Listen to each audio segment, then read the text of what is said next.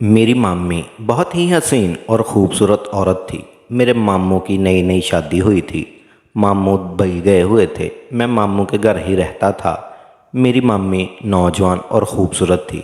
मेरी मामी मुझे रोज़ कहती, मेरे लिए मोमबत्ती ले आओ। मैं मामी के लिए रोज़ मोमबत्ती ले आता तो मैं हैरान होता कि मामी क्या करती हैं। एक दिन मैंने मामी से पूछा कि मम्मी, आप मोमबत्ती क्या करती हैं जबकि हमारे घर में यूपीएस भी है। तो मम्मी कहने लगी, क्या पता कि एक नई नवेली दुल्हन के बगैर शौहर के रातें गुजारना कितना मुश्किल काम होता है। अगर तुम देखना चाहते हो कि मैं मोमबत्ती के साथ क्या करती हूँ तो रात को मैं खिड़की खुली छोड़ दूँगी, आके देख लेना। अगली रात मैं मामी के कमरे के पास चला गया तो मामी खिड़की खुली छोड़ी हुई थी, और जब मैंने मामी को देखा तो मामी ऐसी हालत में थी जिसको देखकर मेरे पैरों तले से ज़मीन निकल गई। मामी ने मेरा हाथ पकड़ा और मुझे कमरे के अंदर खींच लिया, और फिर मैं आज फिर उसी दुकान के बाहर खड़ा था। मैंने दुकानदार से कहा कि ये पैसे लो और एक बड़ी मोमबत्ती दे दो जो सबसे मोटी हो। दुकानदार वाला हंस पड़ा और कहने लगा कि इतनी सारी मोमबत्तियों का रोज़ क्या करते हो यार, तुम लोग तो अच्छे भले ख़ानदानी से हो। यूपीएस क्यों नहीं लगवा लेते, मोमबत्ती से लाइट का काम लेते हो या कुछ और भी। मुझे इस बात सुनकर गुस्सा आ गया। मैंने कहा, भाई मुझे मेरा सामान दे दो, मुझे और भी काम है। मैंने मोमबत्ती ली और घर आया। मम्मी पहले से ही मेरा इंतज़ार में खड़ी थी।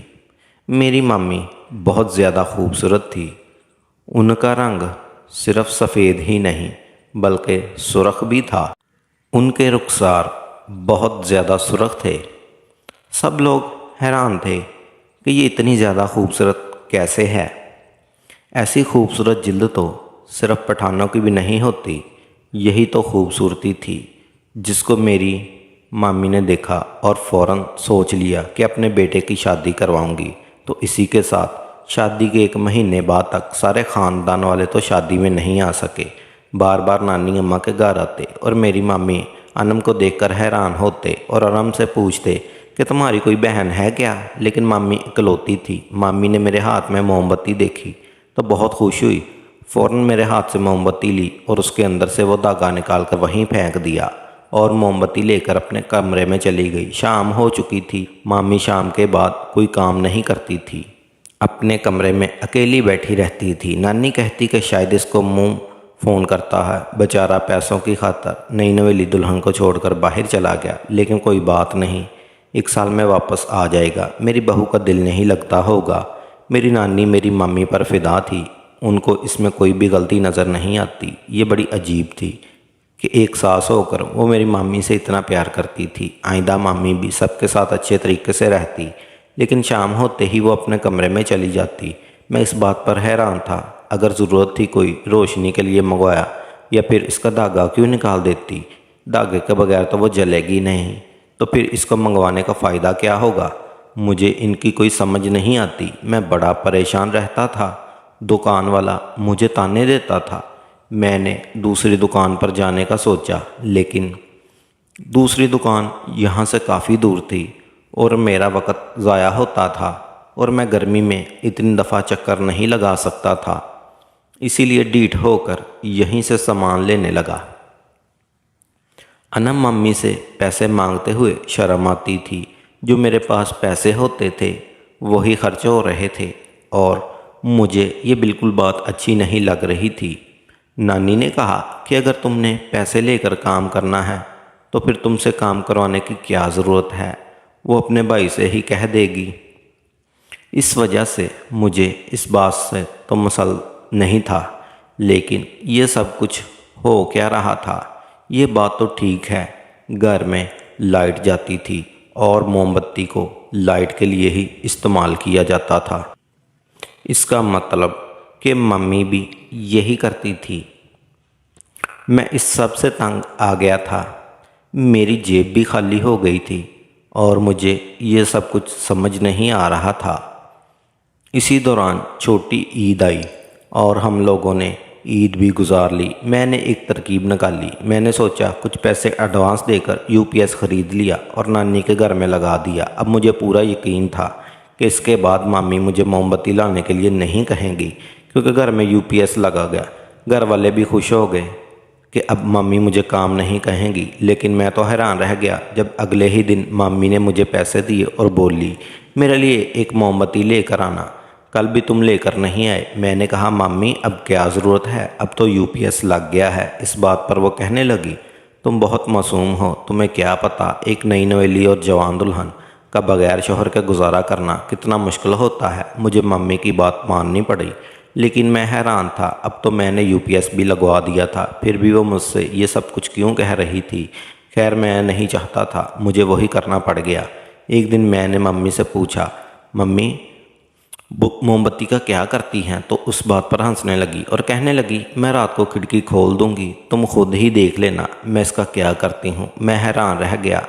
अनम मम्मी बहुत ही अजीब थी। हमारे ख़ानदान में पहले भी कुछ ऐसे लोग थे जिनकी शादियाँ हुई और उनके घर में उनकी बहू आई, लेकिन इनके साथ इनका इतना मजाक नहीं था। अनम मम्मी अब मुझे अजीबोगरीब किस्म की बातें करती। मैं ये बात अपनी नानी को भी नहीं बता सकता था। एक दिन अरसलान मामू का फ़ोन आया। वो नानी से कह रहा था, आप लोगों ने लगता है मेरी बीवी को बहुत ज़्यादा प्यार से रखा हुआ है, इसको मेरा कोई ख्याल नहीं आता, मुझे फ़ोन भी नहीं करती और ना मुझसे बात करती है। पर नानी ने कहा, वो तो शाम को सारे काम वगैरह ख़त्म कर देती है और तुमसे बात करती है, क्योंकि इस टाइम तुम्हारे मुल्क में सुबह का वक़्त होता है। मैं इसको तंग नहीं करती कि तुम्हारे साथ बात करती है, तुम यहाँ पर रहते हो तो बात करके ही गुजारा हो सकता है। मेरा मामू इस बात पर हैरान था। उसने कहा, नहीं ऐसा कुछ नहीं है, हम लोग बात करते हैं, लेकिन वो इतना वक़्त नहीं देती। वो मुझे अरसलान मामू ने भी शायद इसकी इज़्ज़त रख ली थी और बात को संभाल दिया था। मेरी नानी को भी अब अनम मामी पर शक होने लगा। नानी ने अनम मामी को रात का खाना बनाने का कह दिया और कहा, सारा खाना तुमने बनाना है। और सारे काम में रात 10 तो बज रहे थे। नानी के घर में खाना देर से खाया जाता था। मामी ने 2 दिन ये काम किया, उसके बाद तंग आ गई। उन्होंने कहा, मैं ये काम नहीं करूँगी। एक तो मेरे शौहर को बाहर भेज दिया और शादी में तो आप लोगों ने ऐसा कुछ नहीं बताया था कि वो इतनी जल्दी वापस चला जाएगा, और ऊपर से मुझे घर का काम करवा रहे हैं। मैं दिन का खाना बनाया करूँगी, रात का खाना मैं नहीं बनाऊँगी। जब उन्होंने इनकार कर दिया और अपनी आई पर आ गई, तो फिर मेरी नानी ने झगड़ते हुए, और कुछ भी नहीं होता। मेरी नानी ने इस तरह नहीं, उनको ज़्यादा झगड़े करने का शौक़ नहीं था, इसलिए वो बहुत खामोश हो गई। और अब मैंने भी सोच लिया कि मैं भी देखूंगा मामी क्या करती हैं। उन्होंने खुद ही कहा था कि खिड़की खोल दूंगी, तुम खुद ही देख लेना। मैंने सोच लिया आज रात उनके कमरे की खिड़की के बाहर ज़रूर जाऊंगा। उनका कमरा एक साइड पर बना हुआ था, बाहर छोटा सा बाथरूम था। अरसलान मामू को इसलिए दिया गया था, उनकी शादी हुई है तो वो लोग ज़रा साइड पर रहें। मुझे अच्छा तो नहीं लग रहा था, क्योंकि रात का वक़्त था। अगर मुझे कोई देख लेता कि मामी के कमरे की खिड़की के बाहर खड़ा हूँ और अंदर झांक रहा हूँ, तो मेरी अच्छी वाली बेइज्जती हो जाती। नानी ने तो मुझे ना जाने क्या क्या बातें सुना रही थी। मैंने आसपास देखा तो कोई भी नहीं था। फिर जब मैं खिड़की के पास गया तो खिड़की बंद थी, लेकिन अंदर से अजीबोगरीब किस्म की आवाज़ें आ रही थी। ऐसा लगता था कि मम्मी को दर्द हो रहा था। मैं हैरान था कि मम्मी ऐसा भी कर रही हैं। तो कह रही थी कि वो खिड़की को खुला छोड़ देंगी, लेकिन उन्होंने खिड़की नहीं खोली और मैं वहाँ से वापस चला गया। सुबह मैंने मम्मी से कहा, आपने खिड़की क्यों नहीं खोली? तो उसने कहा, अच्छा देखते चले आए, मैं तो मजाक कर रही थी, तुम्हें शर्म नहीं आती? तुम मेरे कमरे में झांकोगे? मैं शर्मिंदा हो गया और मैंने कहा, नहीं, मैं भी तो मजाक ही कर रहा था, मैं नहीं आया था। इस बात पर वो फिर से हंसने लगी और कहने लगी, कोई बात नहीं, मैं भूल गई थी खिड़की खोलना। मुझे उनकी समझ नहीं आती थी, उनका मूड का पता ही नहीं चलता था। कभी कोई बात कर देती तो कभी कोई, और कहती थी कि मैं मजाक कर रही हूँ, और कभी संजीदगी में भी अजीब सी बातें कर देती। मेरी नानी अक्सर अनम मामी की बुराइयां भी करती थी, जबकि मोहल्ले वाले कहते थे कि बड़ी नाशुक्री हो, इतनी खूबसूरत चांद जैसी बहू मिली है। मेरी नानी कहती कि खूबसूरती का अचार डालो, कोई इखलाक, कोई सलीका भी तो होना चाहिए। यही मेरी नानी थी जो पहले कह रही थी कि लड़की खूबसूरत होना चाहिए ताकि सारे देखें तो देखकर जल जाएं। घर के कामकाज तो आजकल किसी भी लड़की को नहीं आते, शादी के बाद ही सीखती हैं। लेकिन अब मेरी नानी का नज़रिया बदल गया था। मामी की कोई बहन तो नहीं थी, लेकिन एक कज़न थी, उन्हीं की तरह खूबसूरत, और उनको बहुत खूबसूरत थी। मेरी नानी पहले कहती थी कि इसका रिश्ता मेरे लिए ले आना, लेकिन अब मेरी नानी ने तौबा कर ली और मुझे कोई शौक़ नहीं था। अगर मामी भी ऐसी थी तो उनकी कज़न भी ऐसी ही होती, और मैं ऐसी औरत के साथ ज़िंदगी नहीं गुजार सकता। अरसलान मामू यहाँ नहीं थे। अगर उन्हें पता चल जाता कि घर में क्या हो रहा है, वो भी हैरान हो जाते। अगले दिन फिर से इंतज़ार में था कि आज खिड़की खुली होगी, लेकिन आज मैं जाने लगा तो मेरी नानी ने मुझे देख लिया। उन्होंने कहा, इस तरह किधर जा रहे हो? मैंने कहा, वो मेरे दोस्त का फ़ोन आया है तो मैं लॉन में जा रहा हूँ। मेरी नानी ने मुझे डांटना शुरू कर दिया। खैर मैं नानी के सामने वापस कमरे में आ गया, लेकिन थोड़ी देर के बाद फिर से चला गया। जब यकीन हो गया मेरी नानी सो गई है, लेकिन इस दफ़ा फिर से खिड़की बंद थी। अब मैंने गौर से सुना, वाकई ही ऐसी आवाज़ें थी जैसे कोई तकलीफ़ में हो। ऐसी आवाज़ें आ रही थी जैसे मामी को बहुत दर्द हो। क्या वो मामू की याद में रो रही थी? लेकिन वैसे तो उनकी हरकतों से ऐसा नहीं लगता था कि उनको मामू की याद आती है। फिर ये आवाज़ें क्यों आ रही थी? आज मैं बड़ा ही परेशान हो गया। अगले दिन मैंने मामी से कोई जिक्र नहीं किया। वो शायद मेरे साथ मजाक कर रही थी। मुझे तो रोज़ कहती थी कि मैं खिड़की खोल दूंगी, लेकिन खिड़की खोलती ही नहीं थी और मैं चोरों की तरह जाता था। मुझे टेंशन अलग होती और आज नानी भी मुझे डांट देती। इसलिए मैंने खुद सोच लिया कि मैं ये सब कुछ अपने दिमाग से निकाल दूंगा। वैसे भी मुझे इनकी ज़ाती ज़िंदगी में बोलने की ज़रूरत नहीं, लेकिन दूसरी तरफ वो चीज़ें भी मुझसे मंगवाती। और फिर मैं क्या करता? असरार मामू ने फ़ोन करके बताया कि वो 2 माह के लिए घर आ रहे हैं। ये बात सुनकर हम सब खुश हो गए, लेकिन मम्मी बहुत ज़्यादा परेशान हो गई थी। उनकी शक्ल पर बिल्कुल खुशी नहीं थी। उन्होंने कहा, ये अफवाहें हैं, अभी छुट्टियां तो नहीं हुई इन्हें, और काम नहीं करेंगे तो पैसे कहाँ से आएंगे? मेरी नानी ने कहा, तुम्हें खुश होना चाहिए, तुम्हारा शौहर वापस आ रहा है, तुम्हें काम और पैसों की पड़ी है। तो मेरे मामी ने उल्टा जवाब दिया और कहा, पैसे नहीं आएंगे तो ये घर कैसे चलेगा? आपका ये नवासा तो कोई काम नहीं करता, जबकि मैं घर के बच्चों को ट्यूशन पढ़ाने जाता था। शाम टाइम वैसे भी मेरी पढ़ाई चल रही थी, मुझे काम करने की क्या ज़रूरत थी? नाना की पेंशन भी आती थी और मामू भी तो सारा घर चलाते थे। मैं यतीम था और नानी के घर रहता था। नानी कुछ बोलने लगी, लेकिन मैंने नानी को खामोश करवा दिया। मैंने कहा, अनम अपना रंग दिखा रही है, इस तरह घर का माहौल ख़राब होगा। नानी अपने कमरे में चली गई। उन्होंने मेरी बात मान ली और वो खामोश हो गई। मैं नहीं चाहता था कि घर में कोई फसाद बन जाए। न मम्मी छोटी बातों पर ताने दे रही थी। शायद उनका वो अच्छा होने वाला रवैया अब ख़त्म हो गया और हमें बताने लगी कि वो किस किस्म की औरत हैं। मैं अब मम्मी से दूर रहता था, अपने काम से काम रखता। जब वो मुझसे कुछ मंगवाती तो मैं ला कर दे देता। एक दिन मैं अपना फ़ोन लेकर उनके कमरे से पास से गुजर रहा था। रात का वक़्त था जब उन्होंने मुझे इशारा किया और मैं कमरे के अंदर चला गया। मैं समझा कि आज वो फिर मजाक कर रही हैं।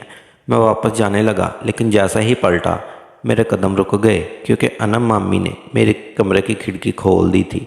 इसका मतलब कि आज वो मजाक नहीं कर रही थी। गरम मोम लगाकर वो मुझे मेरे सामने बैठी तो बहुत ही अजीब लग रही थी। उन्होंने भी मुझे देख लिया कि मैं अंदर झांक रहा हूँ और मेरी तरफ देखकर अजीब सा कुछ कहा। मैं उस वक़्त तो वापस चला गया। अगली सुबह उनसे बात की। मैंने कहा, आप क्या कर रही थी? उसने कहा कि तुम्हें क्या लगता है मैं इतनी खूबसूरत क्यों हूँ? मैं रोज़ रात को अपने चेहरे पर मोम लगाती हूँ। कल भी वही लगा रही थी और इसी वजह से मेरे चेहरे की सारी गंदगी और मरी हुई जिल्द उतर जाती है और मेरी असल चमकदार जिल्द बाहर आ जाती है। तभी तो इतनी खूबसूरत लगती हूँ। मैंने सोच लिया था कि ना मम्मी पागल हैं और 2-3 जानबूझकर मैंने कोई बात नहीं की, क्योंकि खूबसूरती के लिए कोई अपने आप को इतनी अजियत देता है कि जो इंसान पर रही वो किसी का नहीं होता। जब वो अपने साथ इतना जुल्म कर सकती है तो वो कल किसी के साथ भी कर सकती है। ये बात मैंने किसी को भी नहीं बताई। अरसलान मामू 2 महीने के लिए वापस आ गया। मामू और मामी रोज़ झगड़ा करते थे। मामी बहुत ज़िद्दी थी और शायद मामू को भी मामी के किसी पुराने चक्कर के बारे में पता चल चुका था। आजकल वो बहुत झगड़े थे। पहले तो हम सिर्फ आवाज़ ही सुनते, फिर उनके झगड़ों कमरे से बाहर आ गए। मामू ने कहना शुरू कर दिया, पागल लड़की के साथ नहीं रहूँगा, ये पागल है, इसका दिमाग ख़राब है और ना जाने कितने यार हैं। इतना बात कराते बात तलाक तक चली गई। हम लोगों ने फिर भी कोशिश की उनका घर ख़राब ना हो। मामी को बहुत समझाया, लेकिन मामी अचानक से अपने घर चली गई और वापस आने से इनकारी हो गई। अब उनको फिर भी समझाते रहे, लेकिन वो ना मानी और फिर कुछ दिन के बाद उनकी तरफ से कोर्ट का आर्डर आ गया। वो मेरे मामू अरसलान से तलाक लेना चाहती थी। अब मेरे मामू को भी गुस्सा आ गया। अरसलान मामू ने कहा, मैं तो पहले ही इसे नहीं रखना चाहता था कि मुझे पता था इसके और लोगों के साथ भी चक्कर हैं और रोज़ रात को ये अपने यारों से बातें करती है, जिसकी वजह से खुसर फुसर की आवाज़ें निकालती रहती है। मैं आप लोगों की वजह से सब्र कर रहा था। जाने मम्मी किस तरह की थी, वो क्या चाहती थी, उनको खुद पर बहुत गुरूर था। मेरी माँ भी काफ़ी परेशान थी। मामला कोर्ट कचहरी तक चला गया और दोनों में अलहदगी हो गई। अरसलान मामू ने कहा, आपने लड़की की शक्ल देखी लेकिन उसका किरदार, उसकी अक्ल नहीं देखी। शक्ल देखकर फैसला करना चाहिए, बल्कि सीरत और खुश गुफ्तगार लड़की देखकर फैसला करना चाहिए। हमारे माशरे में ये आम हो चुका है कि हम ख़ानदानों को नहीं देखते, ख़ानदान कैसा है, उनका रहन सहन कैसा है, कैसे लोग हैं। बस आजकल के नौजवान तो बस खूबसूरती चाहिए, लड़की जैसी भी हो मगर खूबसूरत। जब उनका रिश्ता हो जाता है और शादी के बाद वो अपनी प्रैक्टिकल लाइफ में आते हैं, तब जाकर उनको पता चलता है कि उन्होंने खूबसूरती को देखकर बहुत ही गलत फ़ैसला किया था, कि वो पछता रहे होते हैं। अब पछताने का भी कोई फ़ायदा नहीं होता, क्योंकि अगर वो कोई 2 कदम उठाते तो उनका अब घर टूटता है, क्योंकि पहले उन्होंने सोच समझकर रिश्ता नहीं किया था, ख़ानदान नहीं देखा था। उन्होंने तो सिर्फ खूबसूरती देखी थी, लड़की की चाल चलन, बोलने का अंदाज़ नहीं देखा था। सिर्फ और सिर्फ उसकी गोरी चिट्टी रंगत देखी थी। तो फिर अब ये भुगतना तो पड़ेगा। लिहाजा मैं अपने तमाम नाज़रीन से कहना चाहता हूँ कि जब भी कभी अपने बेटे बेटी का रिश्ता करें तो मुकम्मल जांच पड़ताल करें। लोगों का रहन सहन कैसा है, उनका अखलाक कैसा है, मुकम्मल छानबीन करने के बाद ही कदम उठाएं।